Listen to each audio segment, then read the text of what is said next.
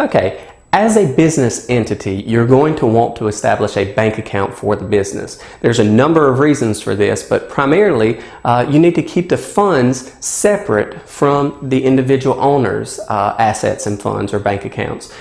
So this level of separation can maintain some of the aspects of the business entity if it's ever challenged, say, by a plaintiff or other creditor as to the validity of the entity. So again, very important to establish a bank account and credit profile for the business that is completely separate from that of the owners. Now, this is absolutely necessary if you form a limited liability company or corporation, but it's also necessary often with sole proprietors and with partnerships. So how do you form a bank account?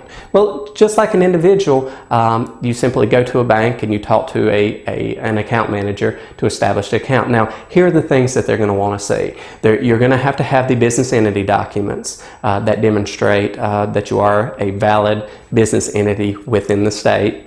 You're going to need your tax identification number. Generally, you only need your federal tax identification number or EIN, employer identification number, but in some cases you may need the state EIN as well. But that will change depending on the bank.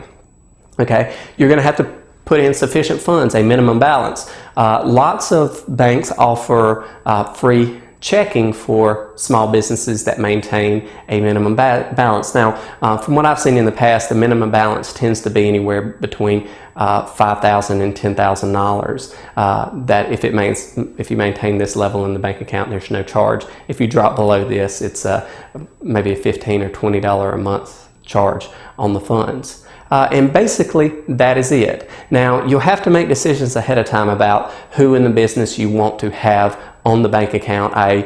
who can make withdrawals and deposits on behalf of the business or otherwise transact on behalf of the business with the bank. So you need to line this out ahead of time. You'll need to identify what you want the checks to look like, whether you want the large ledger style checks or the smaller, more individual custom checks.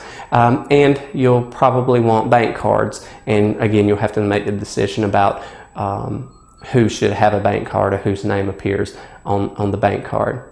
And that's it. These are simple considerations, but just have these documents prepared when you go into the bank and try to establish an account, and you'll be prepared and successful.